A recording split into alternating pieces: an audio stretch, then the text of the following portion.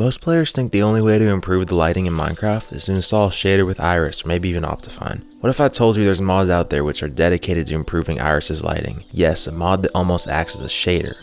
Over the last few months, I've been making videos on new graphics mods that rewrite the game's code to produce some pretty wildly interesting lighting effects. Well, one of my favorite mods I've showcased just got some pretty big upgrades you're definitely going to want to see, so stick around. If you aren't new here, this is the Photonics mod. I already did a video on this back in December, and it gained a fairly good amount of traction. I brought a lot of new attention to the mod, and the developer even reached out and said he loved the video. I'm not going to take any credit here, but I'm guessing the driven traction inspired him to make a pretty big update to the mod, and now Photonics supports Voxy, the Photon shader, and a planned update for Eclipse, which has apparently already been coded. Before this update, Photonics was limited to just BSL shaders, which still looks really nice, but now with even more options, we can go for tasteful new looks. I personally think Photon paired with Photonics looks stunning.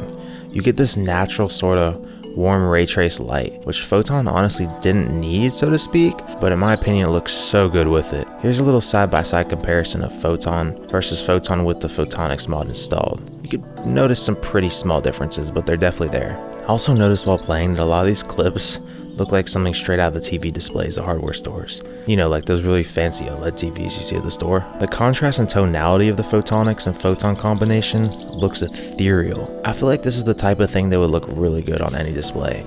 And I'm currently running this on a sub $200 monitor, and it looks good to me, so I could only imagine what this would look like on an OLED screen. If you aren't aware or didn't watch my last video, Photonics utilizes software ray tracing, and it does an incredible job of doing so.